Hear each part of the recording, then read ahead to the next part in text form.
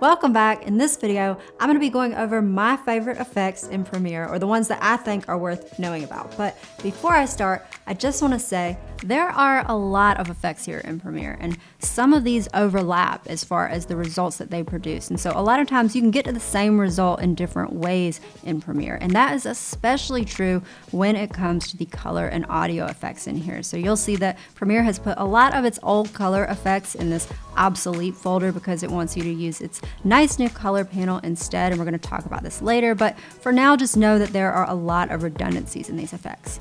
Alright, now let's get into this list of effects that I think you should know about. First up are the horizontal flip and the vertical flip effects. So sometimes my arrow is not pointed in the right direction, and one of these will set him straight. Effect number 2 is the crop effect. So you're just going to select this effect in Effect Controls, and then over in the Program Monitor, you can crop out whatever does not belong in your video. I've also used this crop effect to make presets that let me easily create different split screens. Alright, effect number 3 is the auto reframe effect. So let's say you've got a widescreen video that you want to make vertical so you can put it on social media. Well, you can add your widescreen footage to a vertical sequence where initially it's going to be the wrong size, but you're going to add this auto reframe effect to your clips. And then Premiere is going to automatically reframe and resize your clips so that they fit this vertical sequence.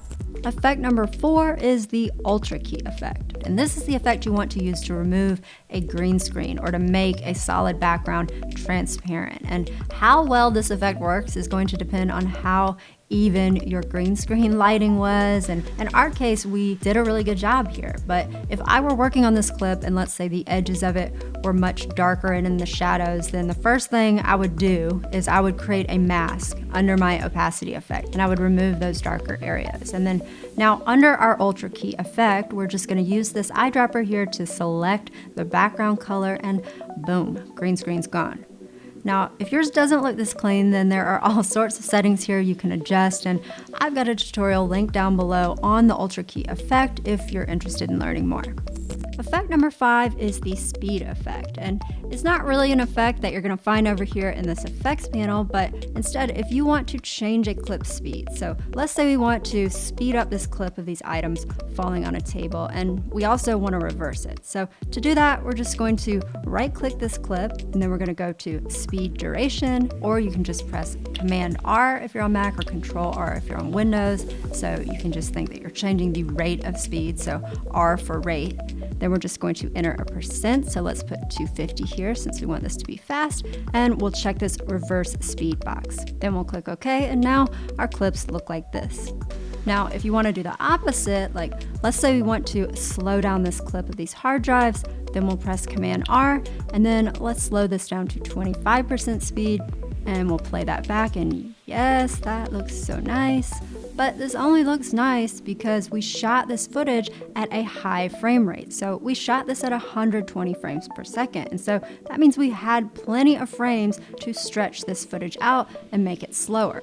All right, lastly, I just want to remind you that you can also change the speed of a clip by using the rate stretch tool, which you can use to lengthen or shorten a clip, and that will change its speed. Effect number 6 is the frame hold effect. And again, this is not a real effect you're going to find down here in the effects panel, but I wanted to tell you about it because this is how you add a freeze frame to a clip. So if I wanted to freeze this clip right here of Miles' dad just after we surprised him for his birthday, then I could right click it and select Insert Frame Hold, and it's inserted a new clip now with that freeze frame that I can adjust the length of if I want, and then my video is going to continue on. And you can also set a shortcut for frame holds if you use them a lot. Effect number 7 is the warp stabilizer effect, and this is a super powerful effect that you can use to stabilize shaky footage like what we've got here. So we'll add warp stabilizer here, and Premiere is going to need to think for a minute, and when it's done, you're definitely going to need to render to preview this effect, but a lot of times it's going to make your movement look so much smoother. So if we look at the side by side of the before and the after, then you can tell a big difference, right? Now, after you add this warp stabilizer to a clip, if you go and make the clip longer, then Premiere is going to tell you that it needs to reanalyze the footage. And so you're going to need to go over to Effect Controls and then click this Analyze button. You're going to have to wait all over again. So you want to try to get your clip length right before you apply this effect. Now, another thing to know is that warp stabilizer does not always work perfectly. So if you look at the walls in the background of this shot, then you'll see that things are looking a little trippy. So you can try to fix that by tweaking the settings in this effect. And there are a lot of tutorials out there that explain these if you're interested. Another thing to know is that Premiere is going to tell you that the warp stabilizer effect cannot be used on a clip where you've changed the speed, but that is a lie. So look, if we right click it and nest it, then that creates a loophole, and now we can add the warp stabilizer effect if we want to. Effect number 8 is the Gaussian blur effect, which y'all already know this is the easiest way to add blur to a clip. Effect number 9 is the Unsharp mask effect, and this is going to do the opposite. So here we've got a clip of an avocado, and if we zoom in here, you'll see it's just slightly out of focus. And if we adjust this Unsharp mask effect, then you'll see that it sharpens it up nicely. Effect number 10 is the noise effect, and this is going to add noise or grain to your clip. So let's say we wanted to create kind of a vintagey feel on this clip, then we'll just add this noise effect, and then you'll see that if we adjust this amount of noise up, now that's a lot. So let's dial that back and make it a little more subtle. Yeah, that looks better. And then if we wanted to just lean into this retro look, then we could add this clip of this old school VHS interface, and then go over to the blend mode under opacity and change that to screen, which is going to make this clip act like a window screen that we can see through, so we can see our original footage underneath. And now if we play this back, we have got all the retro vibes and nostalgic feels. Effect number 11 is the reduce noise effect. And if you're looking in your effects panel and you're like, I don't see that effect, then that's because this is a paid plugin made by a company called Neat Video, and it costs 75 bucks at the time of this recording, but y'all, it is worth every single penny if you record in really low light situations. It is like a magical gift from the universe that can save your footage. So if this sounds like something you could use, then I could not recommend this Neat Video plugin more, and I've got more info on it linked down in the resources below if you're interested. Next up, we've got the color replace effect, and this is gonna let you replace one color in your video with another color. So we could change the background color here if we wanted to, but I don't really use this effect like this. I use it to quickly change the color of graphic elements in my videos. So if I want to change the color of this groundhog here, I can add the color replace effect, and then I'll use this little eyedropper to target the white color that I don't want anymore, and then I'll set my replacement color to this dark green down here. And you'll see once again I've got presets for this effect for every one of my brand colors so that I can stylize elements as quickly as possible. Effect number 13 is the drop shadow effect, which y'all saw me use earlier. So you just add it to a clip, and then you've got lots of options to adjust how your drop shadow looks.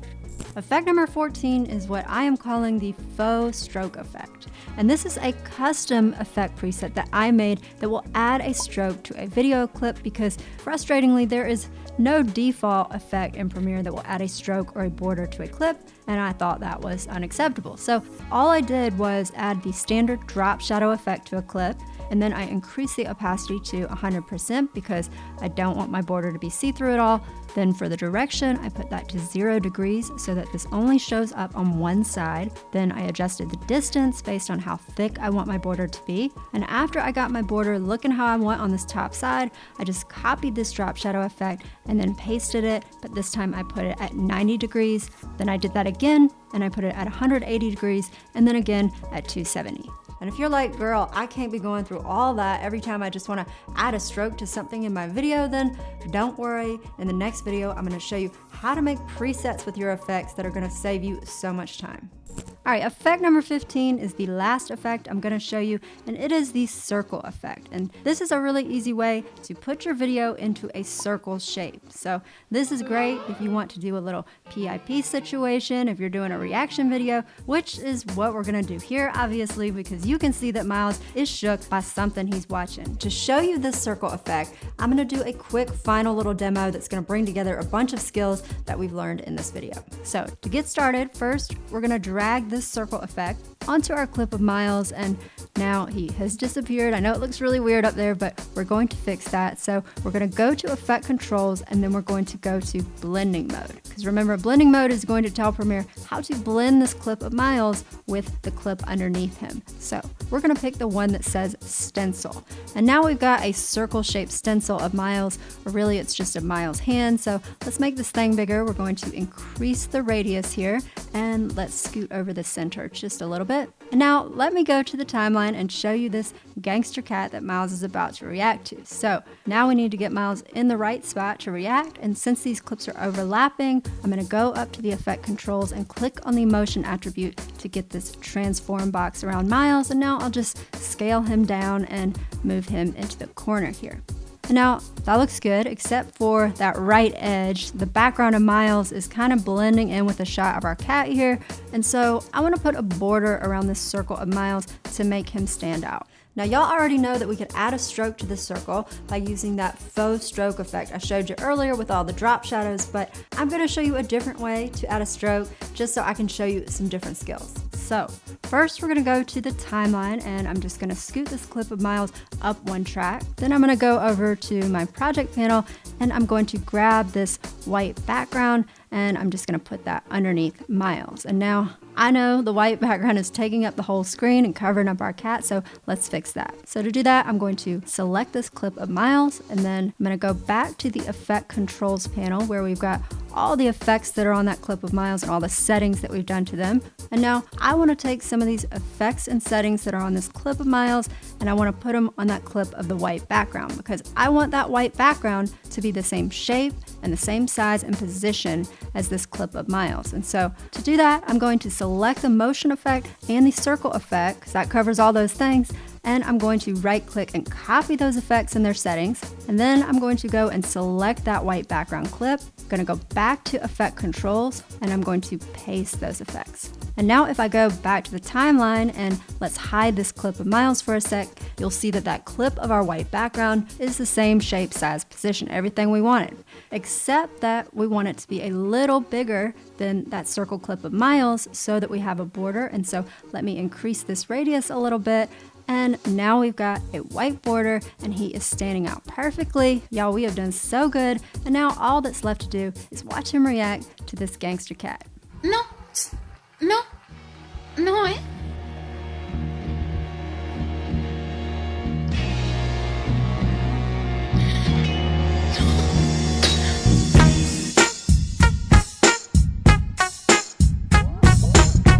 All right, y'all, that is it for this list of my favorite effects in Premiere. Obviously, there are a lot of other effects, but if you want to learn more about them, then there's also a page on Adobe's site that details every effect, and there's a YouTube series called Every Effect Explained by a creator named Justin Odisho, and I've got those linked down in the resources below. Yeah. Yeah. Yeah. Yeah. Yeah. So if you haven't been getting your hands dirty already, now is the time to pause and practice these tasks. So first, I want you to add effects to a clip. So you can find an effect by browsing in the effects panel, then you can drag that effect to a clip on your timeline, and you can adjust the settings in the Effect Controls panel. Then I want you to change a clip's speed. So you're going to right click that clip and then select speed duration and enter a percentage. Or you can press Command or Control R to get to that speed menu really quickly. Lastly, I want you to freeze frame a clip by right clicking it and then picking Insert Frame Hold Segment, or if you're on a Mac, you can use my custom keyboard shortcut for that, which is Control plus the F key. Now, when you're practicing these tasks, you don't have to do these in your storytelling video. You know, maybe the effects that you're practicing here are not going to make sense for the story you're telling, but I still want you to practice them. You know, use stock footage if you want, because then you'll get your hands dirty with these skills and they'll be in your toolkit so that you can whip them out when you want. Anyway, when you're done with these tasks, then come back here and I'll see you for the next video where we're going to talk about efficiency tips.